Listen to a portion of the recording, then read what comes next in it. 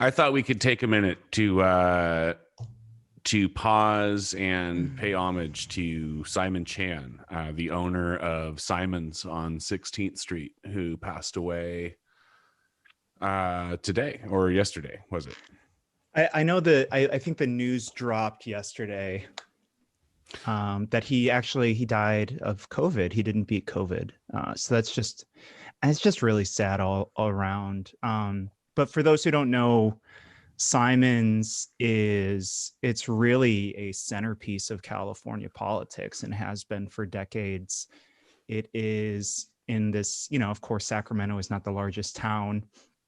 And it is this very humble but welcoming Chinese restaurant / bar right in the heart of Midtown Sacramento that has really brought in from the biggest names in California politics. And you see all their pictures up all over the walls. Yeah. And Simon was there every day, right? Every day. Mm-hmm. And just, it didn't matter who you were. You walk in and he acts like he's an old friend of yours. He asks you what you've been up to. And I think it's just really sad. Yeah. Yeah. I mean, I think a lot of us too, who have spent time living in Midtown, like everybody's got Simon stories, right? Like Dave, you and I, long time ago, I think we would go and watch, back when the Democratic primaries from 2016 were happening, 2015, you and I went because the Young Democrats orgs and whatnot used to throw watch parties at Simon's. And so we would show up and boo and hiss Hillary Clinton. I remember that. I was there the night that Trump won the presidency, and I've told this story on the show before. I think I was with Jeff Lee, who was on the horseshoe for Governor Brown, and we were very drunk because we were just so blown away by what had just happened. And we were drinking whiskey, and he kept saying to me, he knew I was from Wisconsin. He's like, "We got to go to Wisconsin and find out what went wrong." I was like, that's not gonna change anything, man. I went on I think maybe the weirdest first date I've ever been on. I met somebody from Hinge at Simon's for drinks. Hinge. I forgot about Hinge. Yeah, well, that's because you're married. You don't have to worry about Hinge. Story.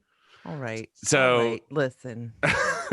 Yeah, only people like me who are unmarriable have to worry about Hinge, Shannon. No, so I was excited to meet this woman because she's like a working comedian, and I was like, oh, what a cool, I don't know, people who do cool stuff like that is a thing for me. I'm like, all right, cool, yeah, hell yeah, let's go, So she shows up first off, she showed up something like 45 minutes late and was already kind of buzzed, which I was like, yes, all right, this is my kind of lady here, So that wasn't necessarily the worst thing in the world. So we get to talking and it's fine or whatever. And one of the questions that I had for her that I really was interested, I legitimately, I was like, hey, this will make good conversation. It's and it's a legitimately an opinion that I want to hear. As I was like, what do you think of this new thing where all the famous comedians can do is whine about Me Too culture and the PC police and how everybody just is too offended now and comedy is impossible and blah, blah, blah. And I wanted to ask her, I was like, so as a woman comedian, what's your take on that? Because quit, just mine is kind of if you can't do your job, if you can't be funny without offending or upsetting people, then maybe you kind of suck at comedy, without punching down. Right, exactly. Yeah. If you can't do it without being racist or misogynist or homophobic, then maybe your act needs work, So I wanted to get her perspective on it. So I asked her about that, and she launched into this thing where she was like, the problem with America these days is men aren't allowed to be men anymore. All of these women who are coming forward with these Me Too allegations are like making it up or making a big deal of how it is. And men are supposed to be sexually aggressive. And like, that's just how men have always been. And now they're a bunch of liberal pussies who like, you know, blah, blah, blah. And like went off on this thing. And I was like, completely flabbergasted. I was like just sitting there with my eyebrows like going up through the top of my head like, whoa, dude, here we go. I was not ready for this take at all. It was wild, man. That's a beautiful Simon story. Yeah, it was crazy. Yeah, I went on a first date with a men's rights activist unknowingly. Wow. Thank you, Simons. Thank you, Simons. That's amazing. I hope you got your pictures on the wall that night. One time I went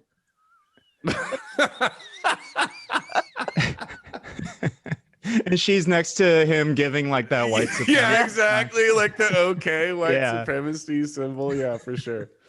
My favorite time there that got weird was I went to a comedy show and then met up with a couple of friends there, and a couple of them were on mushrooms, and there was this very drunk guy in back, and we convinced him that we were part of a traveling circus, and like he full on believed us. And was very proud. Yeah. Hell yeah. Yeah.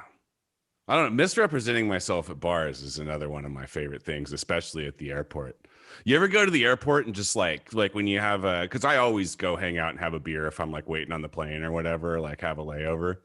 And I like to just try out accents because it's the one place where like nobody's going to question you. Like if I just use a dumb accent, like the bartender's not going to be like, hey man, like I don't think that's really how you sound. Like he doesn't know where the fuck I'm from. That's true.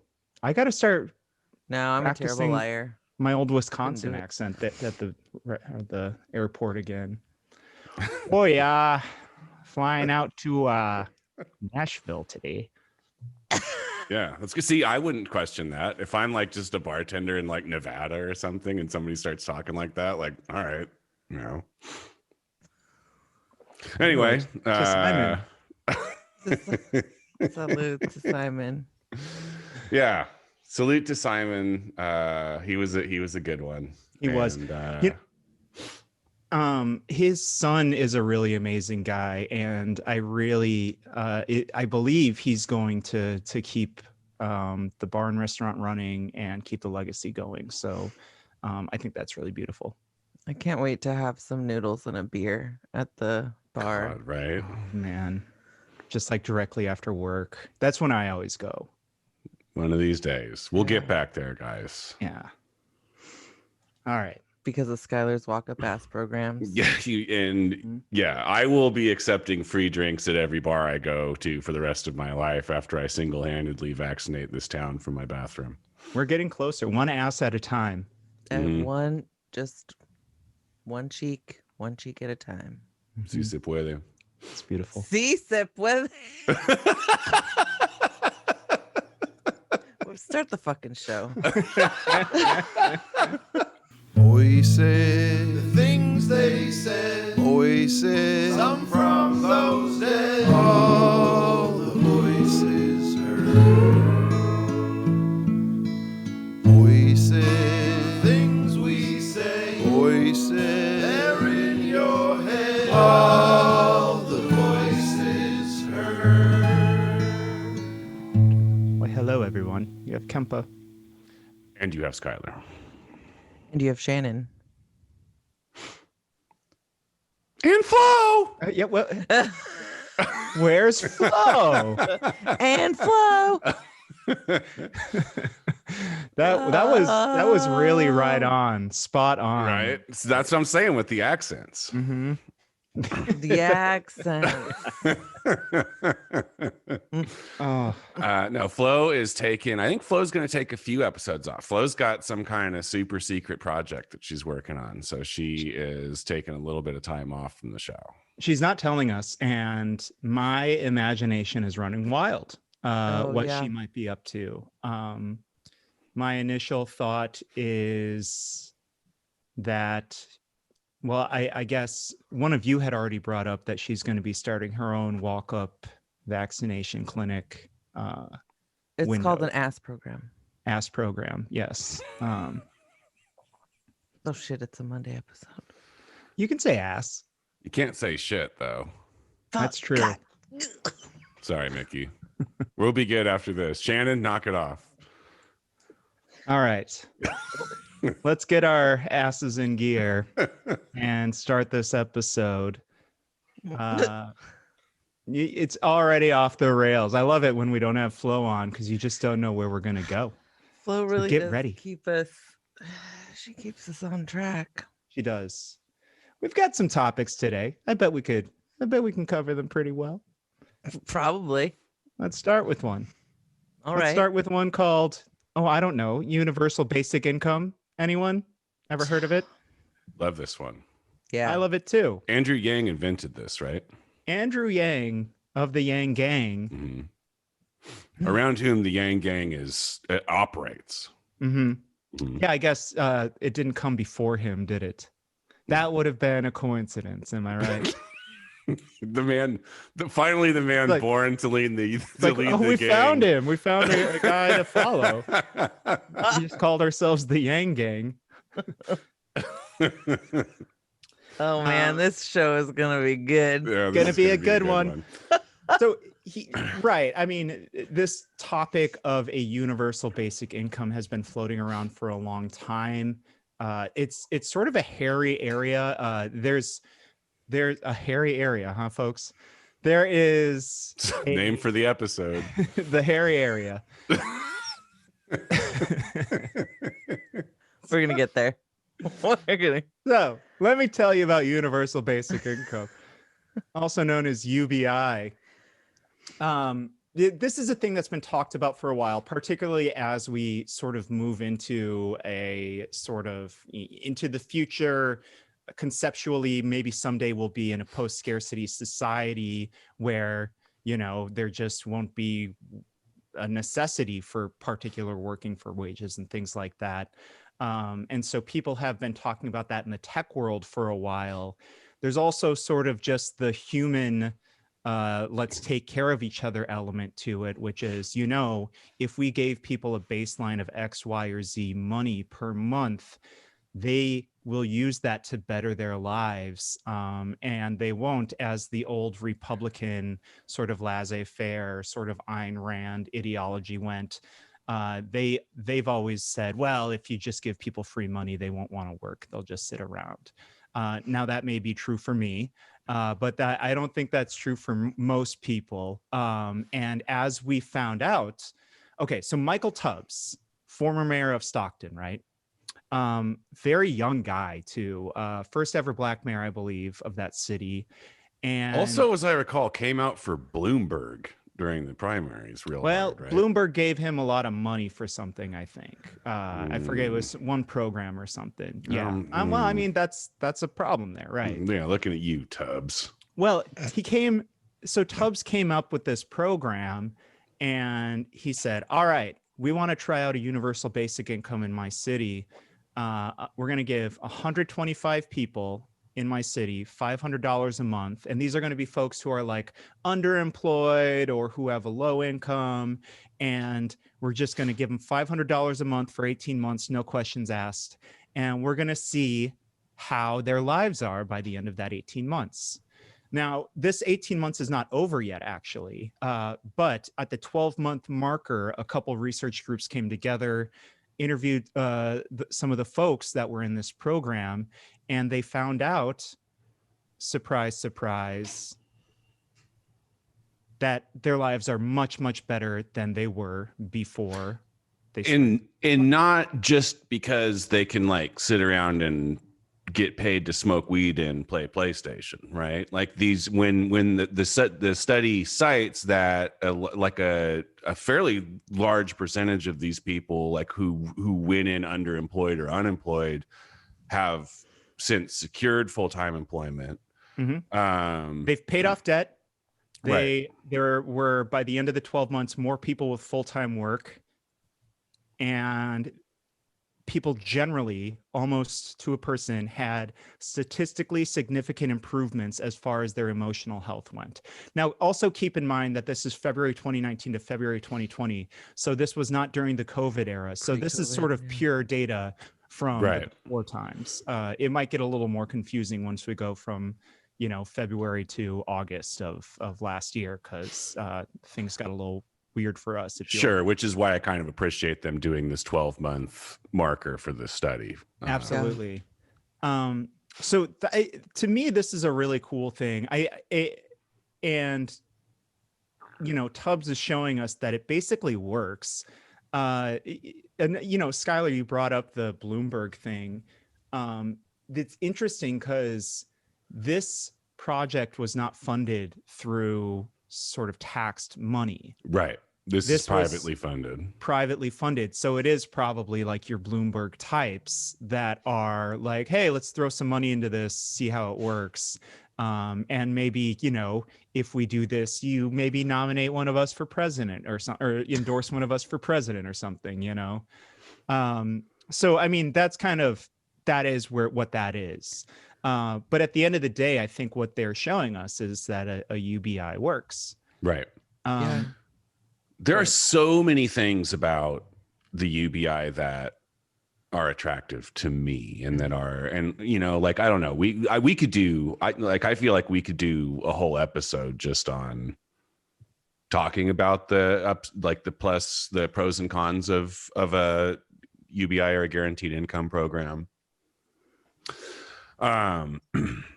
So can we talk about, or did you have more to say? I'm sorry. No, I mean, I have oodles of things to say about this, but let's get through the facts first before I start. Sure. Well, I also wanted to touch on like that there is some pushback in different areas that might surprise some people. There is pushback in labor. Often because labor worries that in their negotiations, like a UBI might affect things or something like that. I've had trouble understanding this. I'm still not. As far as I understand, and I could be wrong, and if I am, please somebody reach out to me on Twitter and correct me. But I think labor's problem with this is if we incentivize people to not work, they won't want to work. Which that's some Republican BS. Yeah. My understanding of labor's argument against it was it takes one of their bargaining chips off the table against their employers. I'm not sure which one that is, but that's how it was explained to me. I don't understand how that works though, because I think as far as I understand it in terms of how UBI relates to a workforce, is that if people are just getting the money they need to pay rent and eat and, like, you know, keep the lights on, then you as a worker are much more empowered to turn work down if you don't, you know, because your needs are met. You're not going to get kicked out of your apartment if you don't have a job. And so it does create a system in which your employers have to like actually offer wages that are reasonable, that would entice you to come and work for them, or, like, you know, offer jobs and hours that are attractive to people, because people can just not work should they choose. And so it really puts a lot of power back into the hands of the workers in that way, and giving them a way to turn down work that they don't want. Well, I don't think 500 or 1,000 a month really gives you, like, most people can't live off that, right? No, for sure. And I'm not like, this is kind of more like big picture guaranteed income stuff. But I think mostly the idea behind a UBI, right? Like, when people talk about it kind of in the big picture form, is like, it's your necessities are handled, you know. There is a problem though with these sort of techie billionaire types saying, hey, let's have a universal basic income. What they're actually saying is, let's cut out the entire social safety net and just give you X dollars. That's what some people are saying. And I think that, like, and I agree with the critiques of that approach to it. I think that that's not the way to go. But I also think that a UBI can be implemented, like, in parallel to those programs that already exist. I don't think there's not really any reason to, it's not necessarily an either or, and like conception as an idea. I just see it as, and I think people are pretty correct that the oligarchs will try to use it as like, well, you don't need a social safety net now, right? They'll try to mess with. Oh, for sure. I mean, another thing that people will try to do is every landlord, like let's say that they just give everybody $1,000 a month. Well, then everybody's rent's just going to go up by $1,000 a month, right? Right. Sure. Like that's another critique of it, and that is a thing that people will.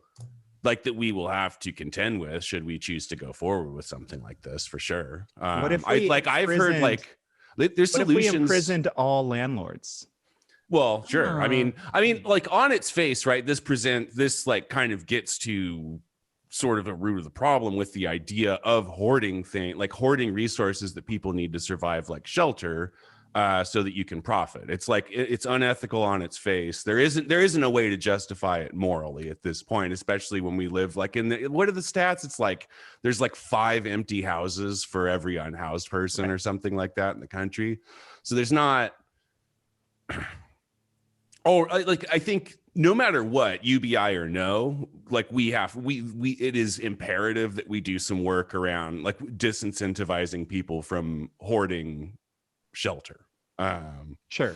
Well, I've read UBI programs that are funded by doing exactly that, by introducing like a tax on incomes that you don't live at that make it harder to manage, and then using that tax for people who do want to pay that to pay into a UBI program or something along those lines.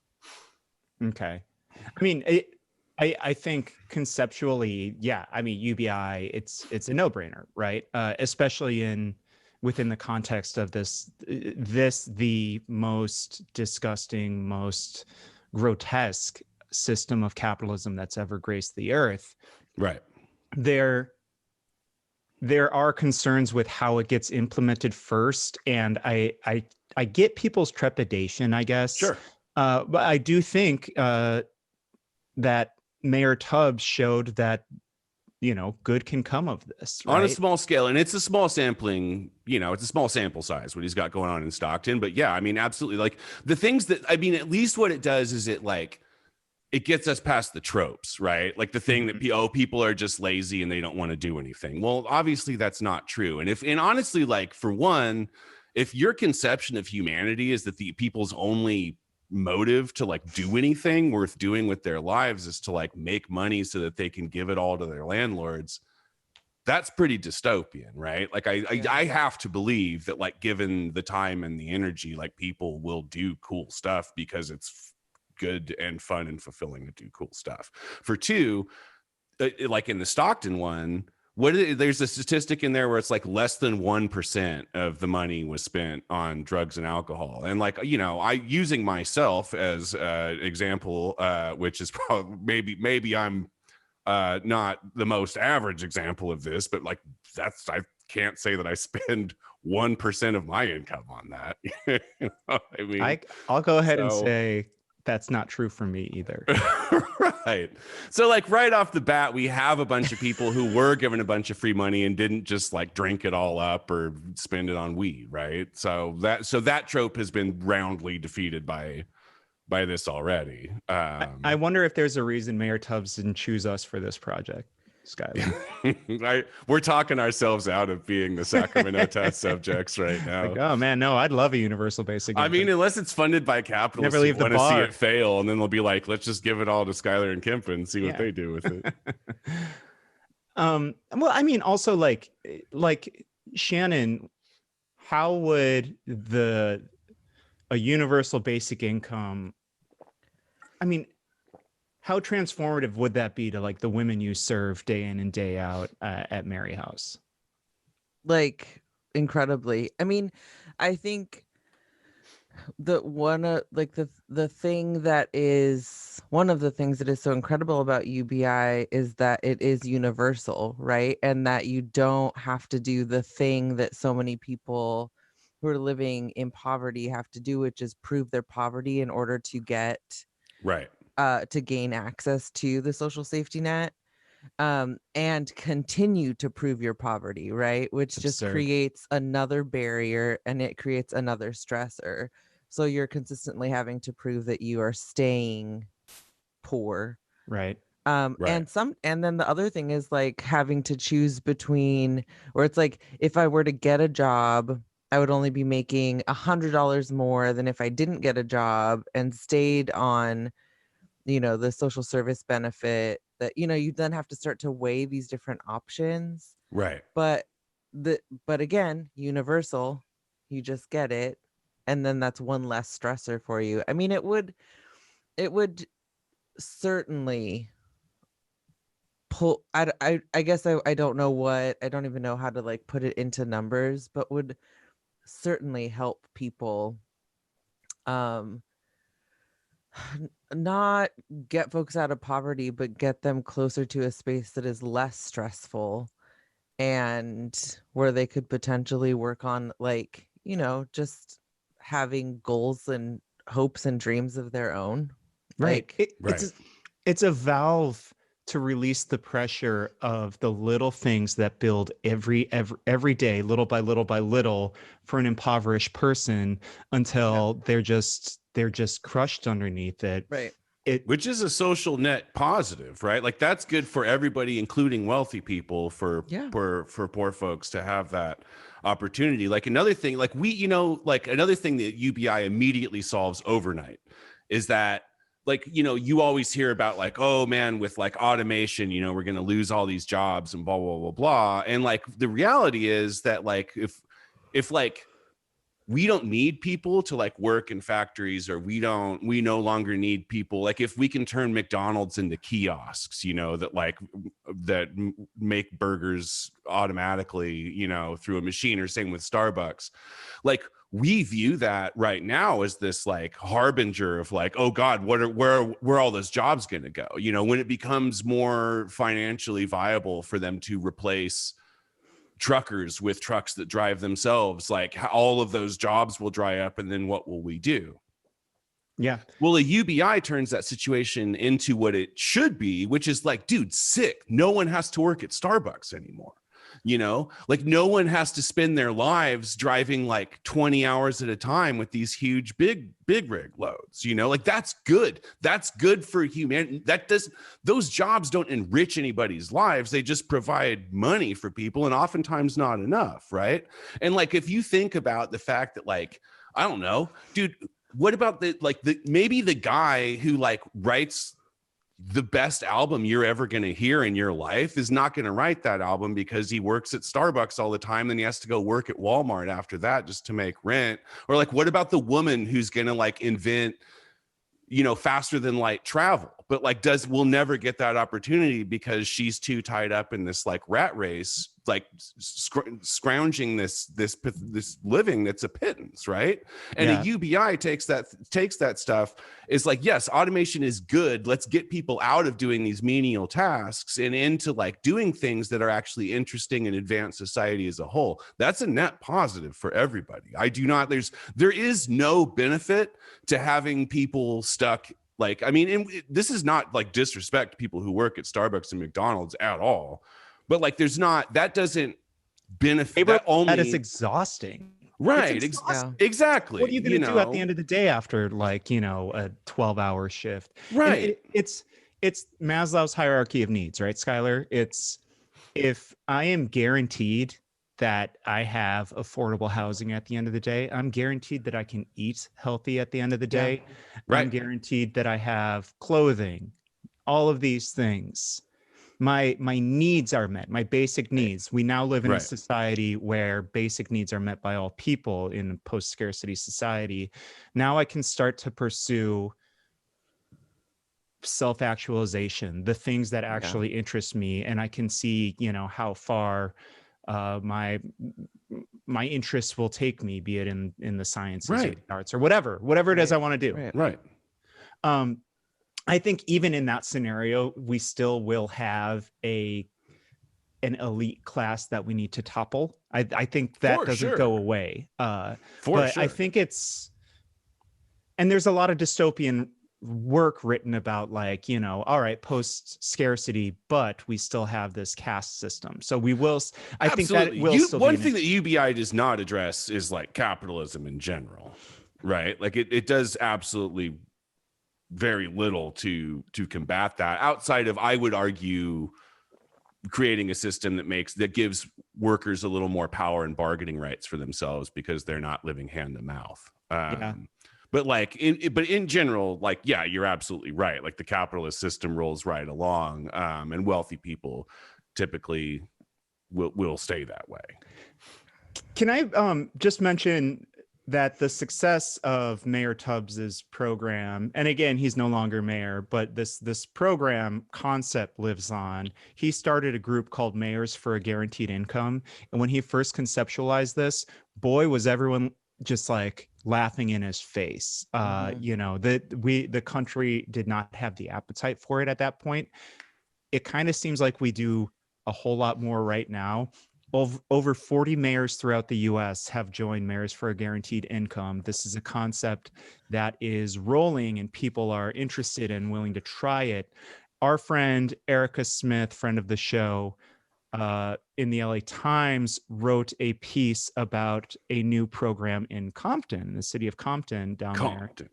I feel like if you were in high school when Chronic 2001 came out, you have to say Compton in a certain tone of voice. I was in high school, in the high school that is a hop, skip, and a jump. You from live all there. That. Yeah. So you're from the streets of Compton.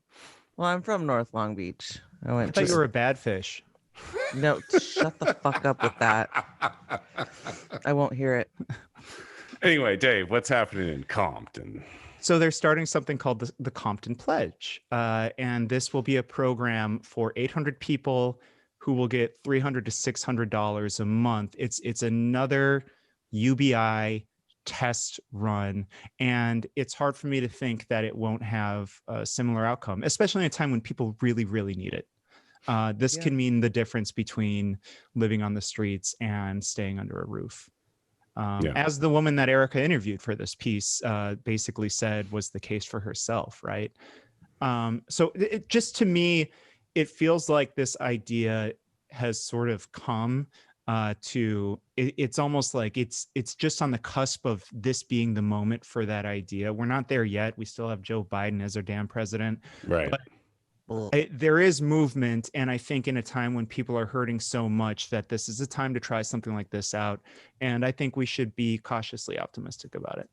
It just goes to show to me too, right? Like people act like, you know, politics and economic problems are like this like crazy huge knot that's like impossible to untangle, and there's a million moving parts, and it's extremely complex, and it's like, you know, there's like all the, you know, these economic implications of doing X, Y, and Z.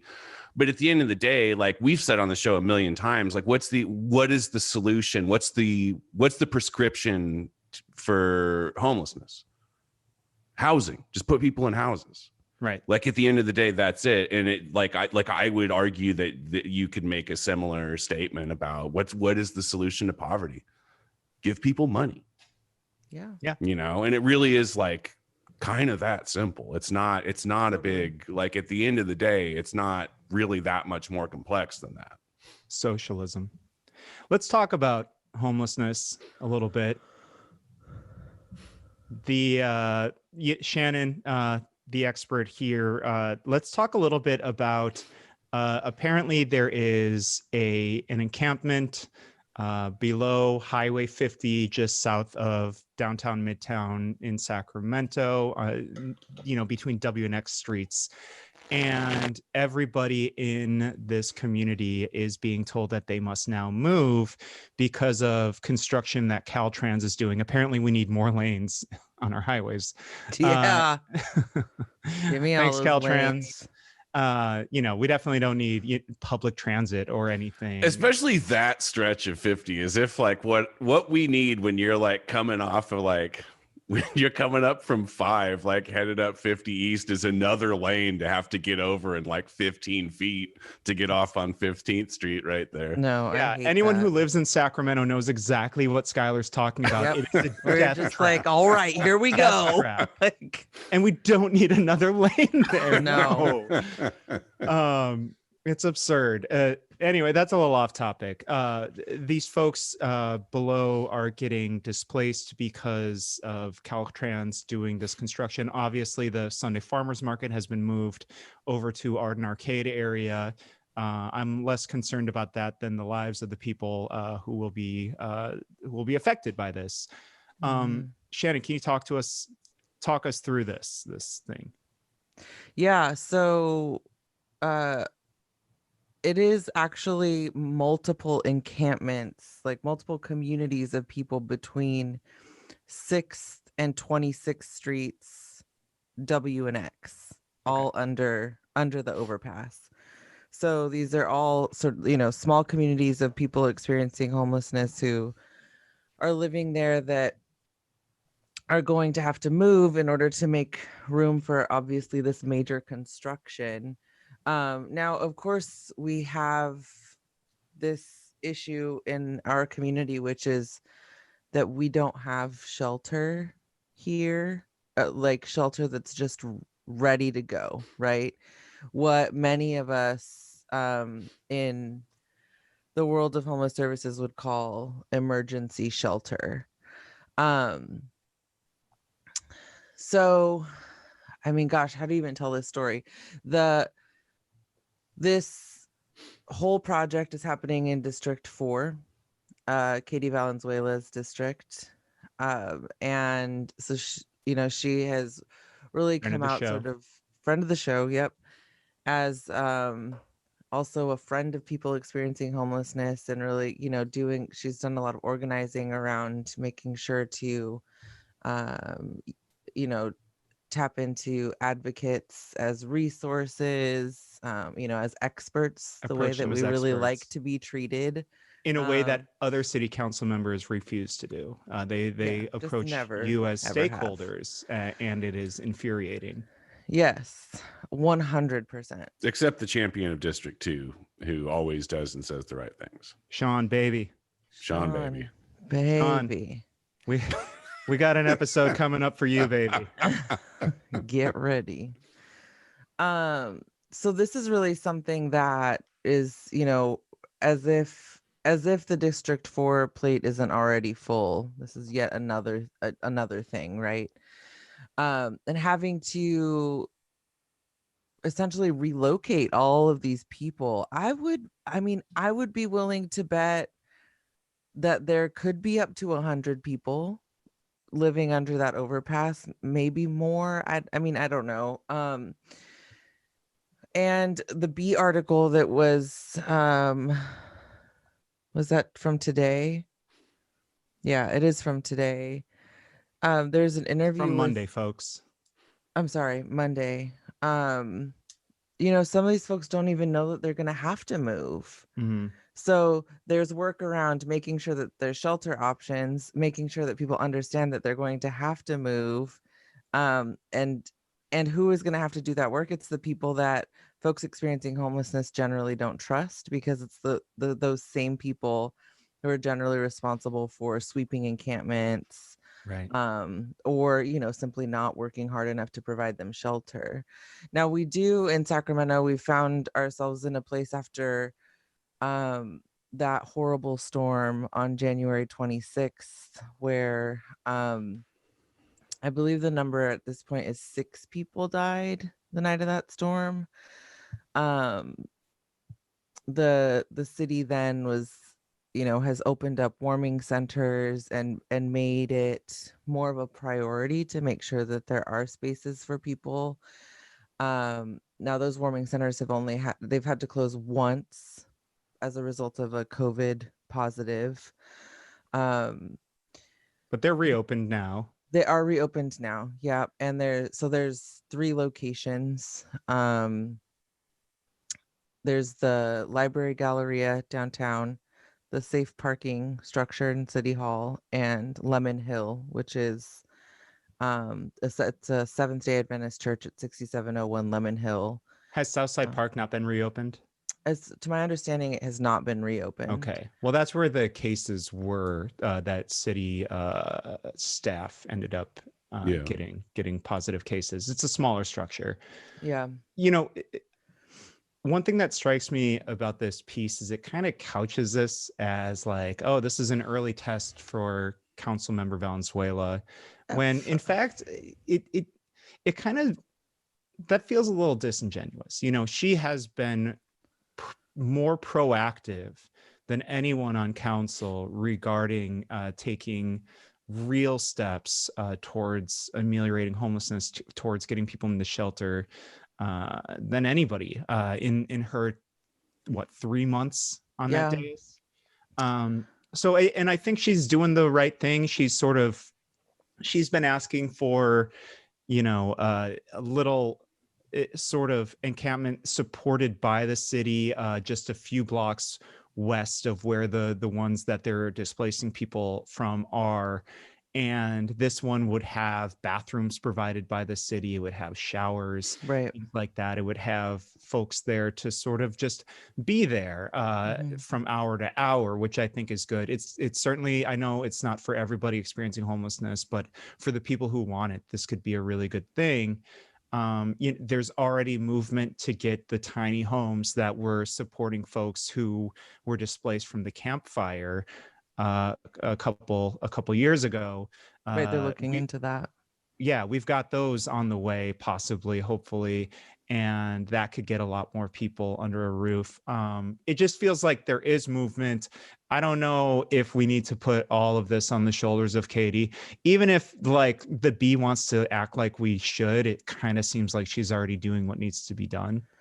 Yeah, I think we also, so where does, like, on whose shoulders does this responsibility lie? And the reality is that it's on the entire council. So the entire council has to work together to ensure that there is a safety net for people experiencing homelessness in the city of Sacramento. And we have not seen a lot of movement in the direction of creating a bed for every head in the shelter world up until very recently. So we last week at the city council meeting so that was on Tuesday, that's March 2nd. The council met and they were going over, it was item 17 if anyone's interested in looking, you know, back at that. Love to look back. I mean, sorry. Same. I'm looking back right now. I'm loving it. Yeah. And so they're talking about a non-congregate shelter response, you know, to homelessness. Went over all of the different funding options, like motels, trailers, all of this different stuff. At the end of that, and really what it boils down to, without getting into the nuts and bolts of it all, which I'm happy to do because I love that kind of thing. So get at me on Twitter if that's something you're interested in. Love nuts. Love the nuts. It's a $6.27 million staff report to provide shelter for people. Now, at the end of that report, the mayor was then like, we're going to get this done. Like, the time is now. We've got to move fast. We've got to get people into shelter. You know, all of a sudden, the mayor is just like, we're gonna make shit happen. 2.6 million, you said? 6.27 million. 6.27. Okay. But that's money that goes into like motel vouchers. $250,000 goes into motel vouchers. Tons of money goes into like Cal Expo trailers. Money that's going into families specifically, money that goes into like outreach. You know, there's like different layers of where all that funding is going. And a big portion of this could be repaid by FEMA, by the federal government, right? Well, what's important, yes, but what's important to know about the FEMA reimbursement is that the FEMA reimbursement goes through September 30th of 2021. Okay. And it's not for anybody. It's for folks who are COVID positive, pregnant, 65 or older, or have a pre-existing health condition. Okay. So just like any person experiencing homelessness is not eligible for a service that could then be reimbursed by FEMA because the government. Because is FEMA helping likes people. to means test people experiencing homelessness. Correct. Incredible. Yeah. Yeah, I was gonna say, like, at this point in the game, if the federal government, especially if controlled by the Democrats, is like, hey, we're gonna give you guys some money, maybe don't plan your life around receiving that money in the way that they're saying that you're going to get it. There will Well, be a catch. And for Sacramento in particular, for this staff report, which is $6.27 million, the FEMA portion is a $5 million reimbursement. It's the bulk of the money. That's So it's like, we gotta just like know that. And can we also mention just like that is cut that in half, and that's how much our police force pays out to citizens that it has brutalized or the families of citizens it has killed in a given year in our city. Like Yeah. this is not too much money to put towards actually helping people, as opposed to something like our police Right. force, which, as everyone knows, takes over half the funding for our city, and they are paid to harm people. Yeah.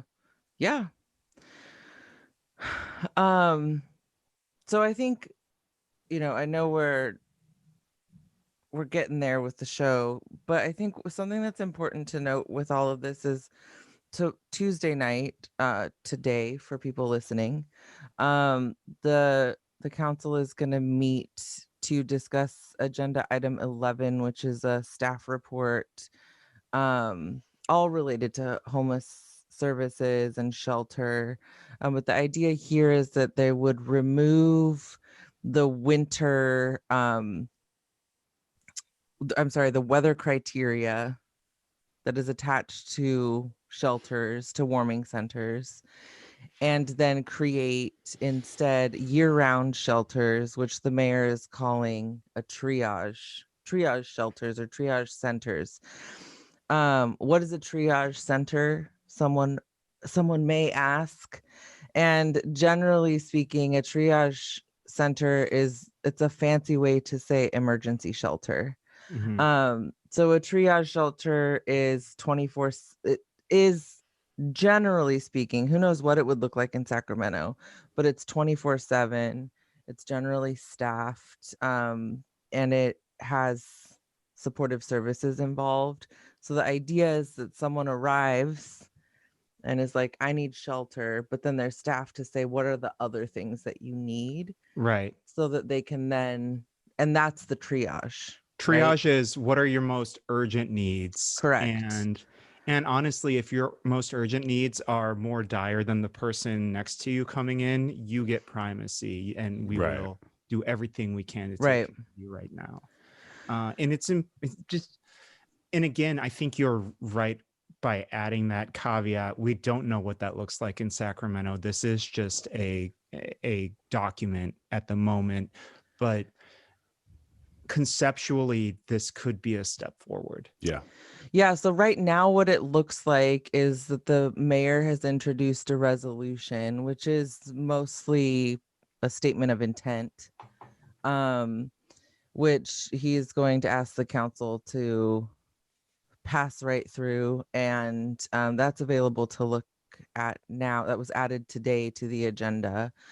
So one of the things in terms of like, there is sort of a call to action around this, which is one to support, a triage shelter approach, but also I think what's important, and folks who watch the public meetings, the council meetings, may hear language like service resistant when we talk about the reason that triage shelters are important.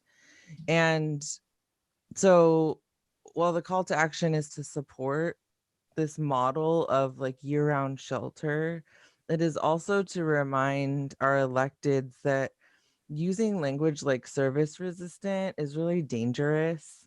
And it's rooted in this transactional model of sheltering rather than a trauma-informed approach that is like dignified and community oriented and acknowledges that people experiencing homelessness are humans, and that there are any number of contributing factors that may lead to them saying no, that they don't want a certain service at a certain time, including potentially being traumatized by the entity that is in charge of offering the shelter.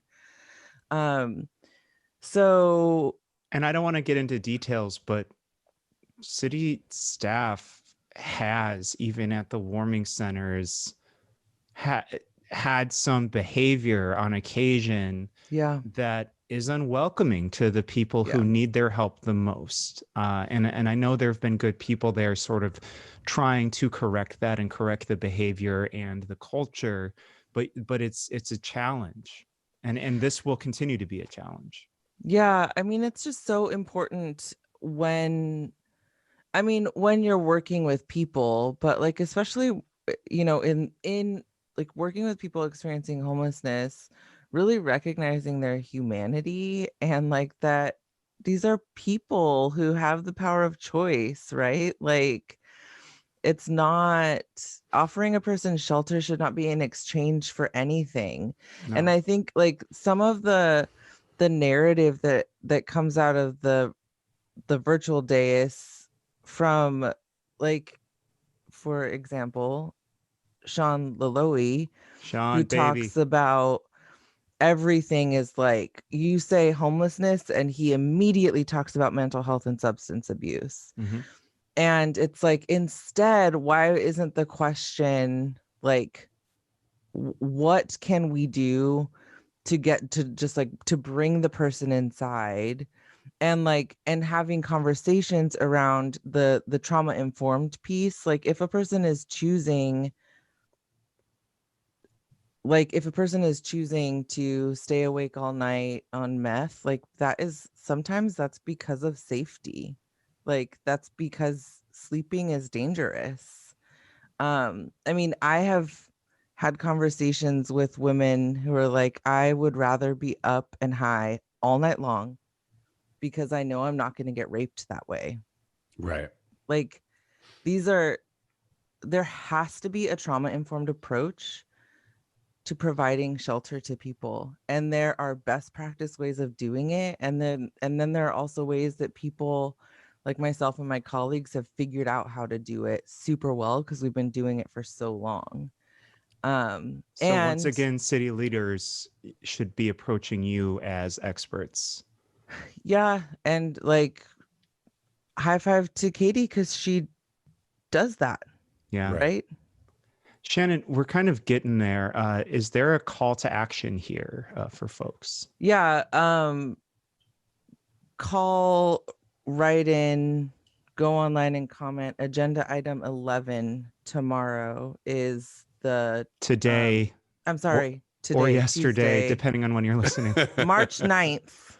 If it's March 9th and it's before 5 p.m., then comment on agenda item 11 in support of eliminating weather criteria.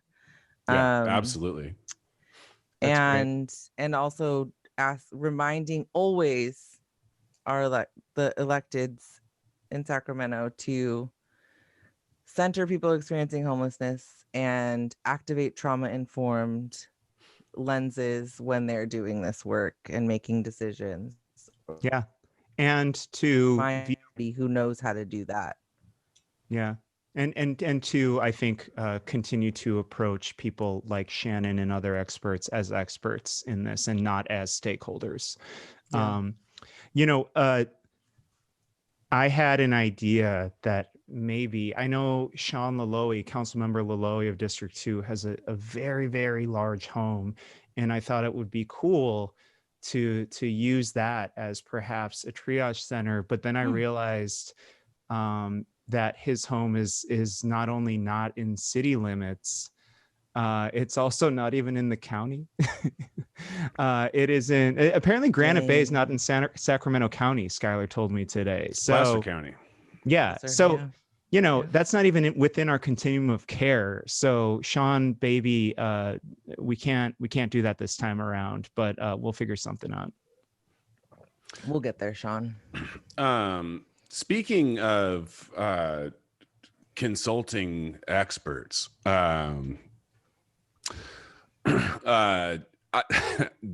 so one of the things that I require on a daily basis are excellent, well-crafted, perfect if I can get them takes. But, you know, like anybody who's been on Twitter or Facebook or any, you know, TikTok or, you know, any of them can tell you the takes are not always perfect. In fact, it requires a fair amount of curation to achieve anything really even in the positive end of the spectrum. So you two seem to be, I would dare to describe you as experts in perfect takeage. And I wonder if you could direct me to a place online where some of that curation may have already been done for me, so that instead of spending all my time toiling to farm perfect takes all the time, I can pursue the interests that really bring me joy, like writing music and solving faster than light travel. Oh, Yeah. Shannon, if I may. no, please. Okay. I know of such a place, Skylar. A place where all the perfect takes are laying before you like the yellow brick road that leads you to the Oz of perfect takeatry. A post-scarcity take, what's the word I'm looking Where for? all your take needs are met. Yeah, everybody's And- take needs are met. And you can just pursue self-take actualization. And Universal, basic, perfect taste. take them. Yeah. Yeah. And so this place is called voicesrivercity.com. It started as a news and arts coverage outlet for the Sacramento region. We also have the Sac Follows the Money project, which shows you which bastards are giving what money to whom in which political campaigns. It's a very fun project. But, you know, what's most interesting to me about Voices is this podcast that we've curated, where it's just four people from four very different backgrounds who all somehow seem to have perfect takes, just one after the other. That is the glue that holds the show together. They don't stop coming. It's amazing. And most of you are listening to us once a week, 1 hour a week. You're getting that. Let me tell you, you can get 2 hours of perfect takes. Imagine your brain on 2 hours a week of perfect takes. Hot damn. Yeah. Peak performance. It'll be amazing. Amazing. And all it will cost you, folks.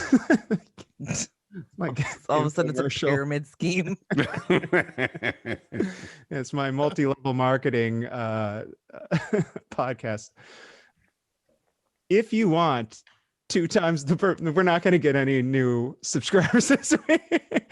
If you want double the perfect takes on your given week, all you got to do is become a patron. $5 a month. That's a beer at the bar none of us are going to right now, right? Or a hot chocolate at the coffee shop most of us aren't going to yet.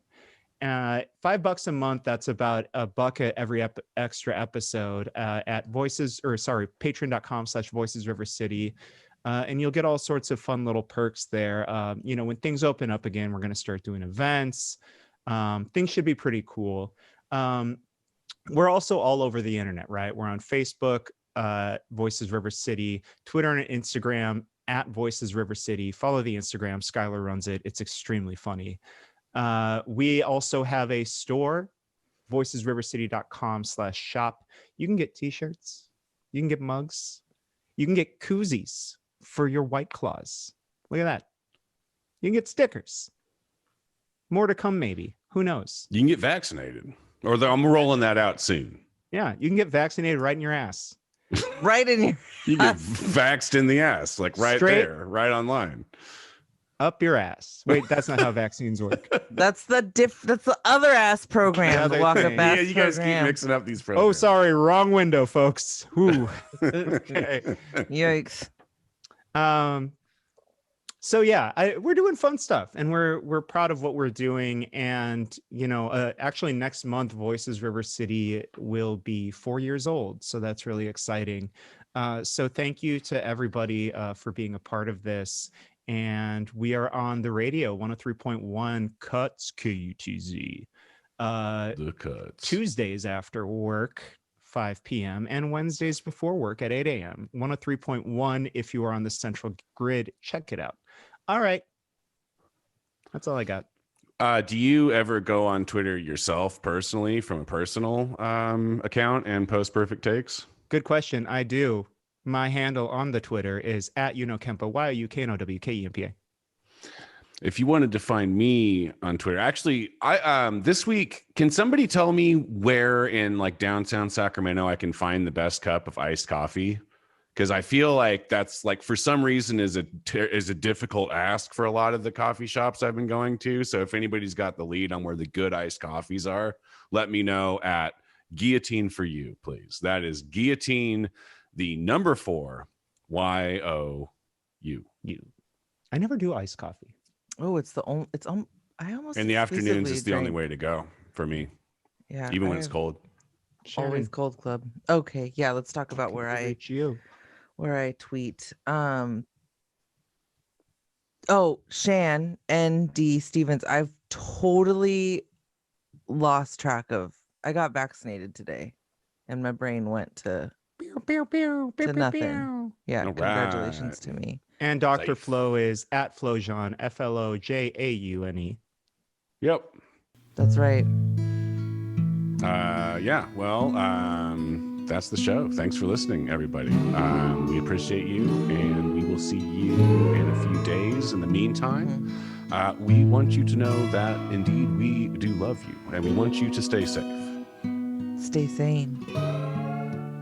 Stay healthy. And stay the fuck away from me.